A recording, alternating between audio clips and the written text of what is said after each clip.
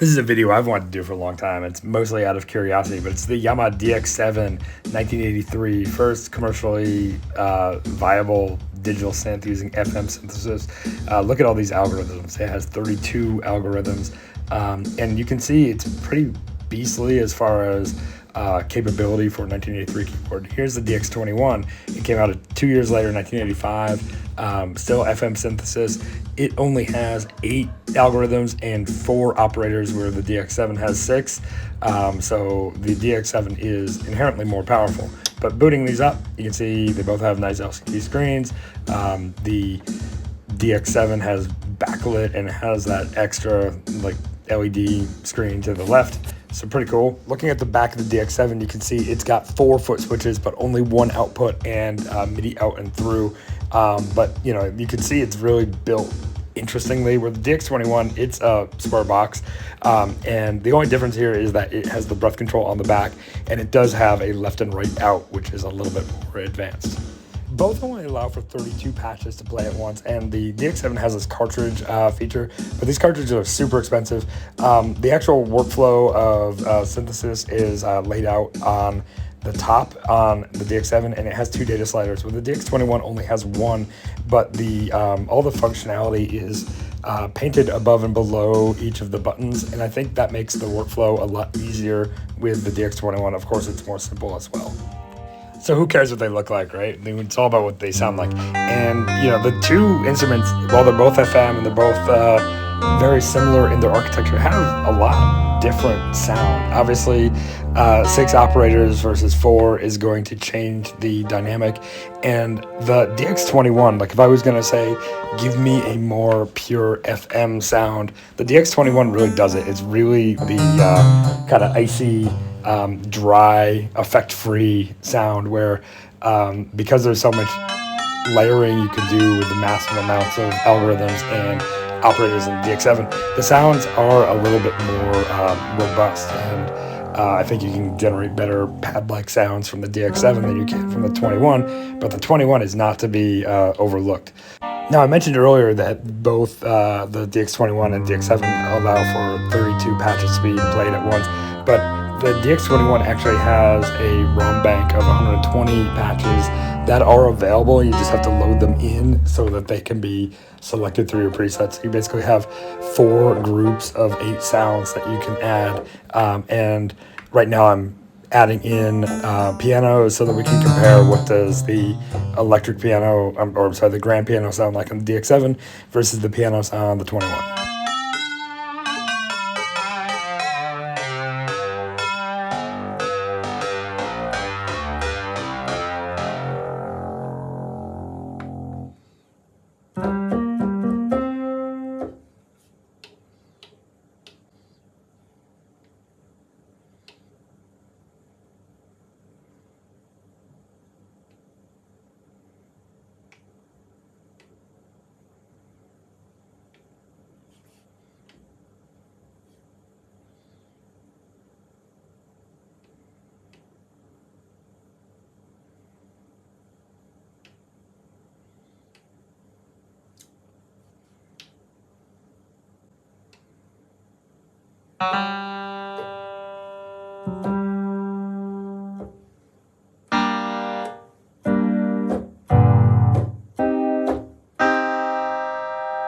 So there you can hear the patch build as the grand piano on the DX7 and the grand piano on the DX21. They sound very different. You know, both sound like good old FM pianos, but you know, one of them does sound more rich and robust for sure.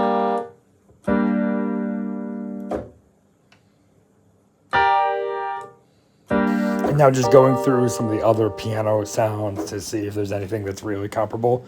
And they're not bad. They're what you'd expect from an 80s digital synth of decent quality, but they don't match the DX7.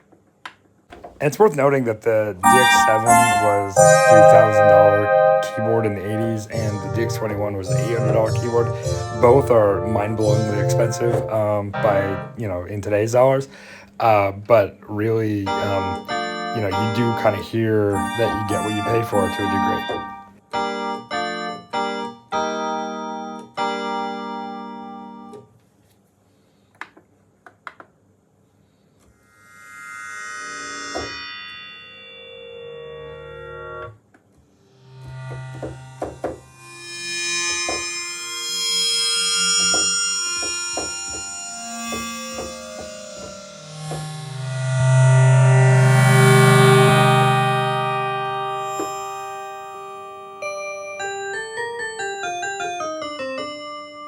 But as I said before, don't rule out the DX-21. It's actually pretty awesome, and it has a much more grindy sound with some of the synth patches that come out of the box. But of course, you can go and make more with the waves that it has in the LFO, nice sawtooth. You can put out some sounds that sound kind of analog, but definitely really cool in a vintage way.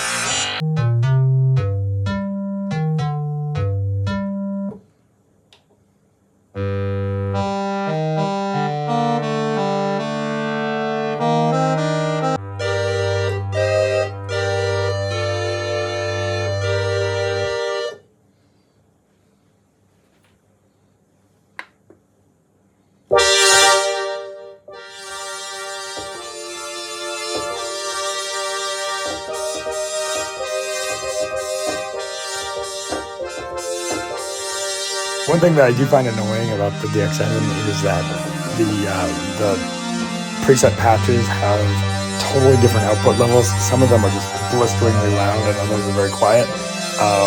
Maybe that's by design, or maybe that's just poor design.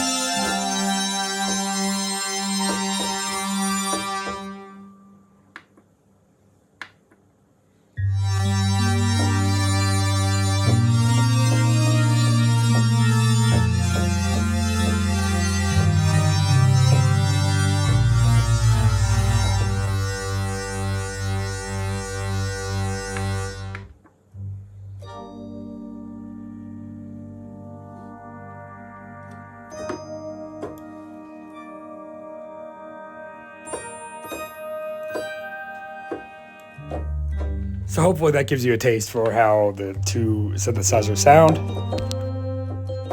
So the thing everyone's here for is probably understanding the synthesizer feature of these two instruments. The DX-7 has 6 operators and 32 algorithms, so there's a lot to kind of turn on and off and play with.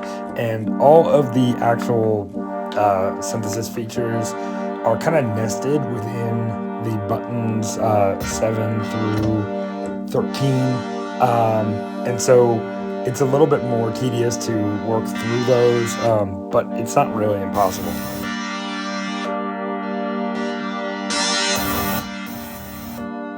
So here we're listening to what some of those different algorithms sound like, and it's really, think about it the way they chain the operators together and add feedback loops. Now doing the same on the DX-21, you can see there are 4 operators, and here there's only 8 algorithms.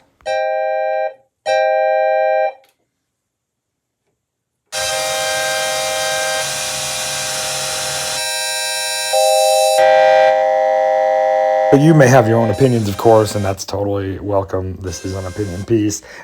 So which one is better? I would actually say that it's hard to say which one is truly better. They're both great FM synthesizers, and if you're looking for a vintage FM synth to round out your collection or just something to work with, obviously the DX-21 is easier to use.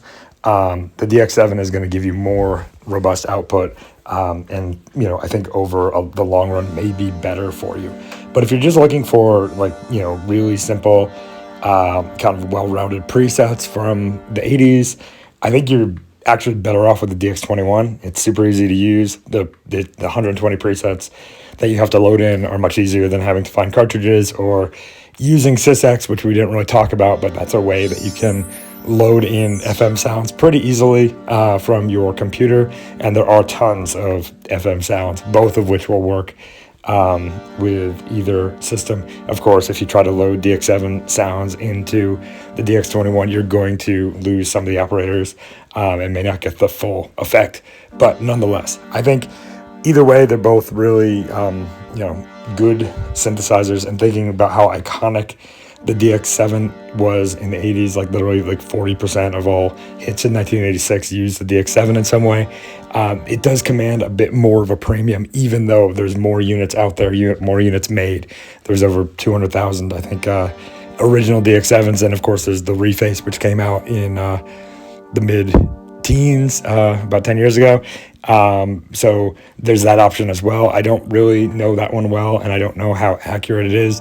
There's also 1,000,001 FM plugins. I always would say plugins are great if you don't have the real deal, but getting your hands on the real vintage equipment is more fun and gives you that, that quintessential 80s feeling that I think if you're getting into FM, you kind of want. They are a little bit annoying to program, but nonetheless, I think either one is a great option if you find it.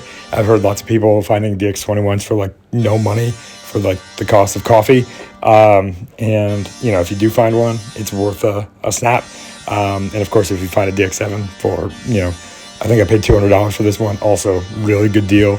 You're going to have an iconic synth that is arguably one of the biggest synths of the 80s in your collection. And I'm really happy to have both in my collection, not because I'm like a completist and I want every synth, but I think they actually do have enough, different characteristics that they're worth having together. I probably will play the DX21 more, which is just strange, but it just feels like really easy and fun to use. So I hope you found this interesting, entertaining.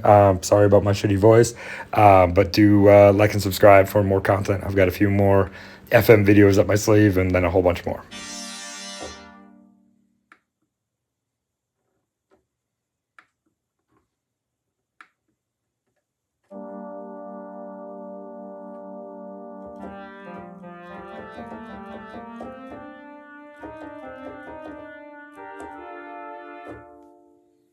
Bye-bye.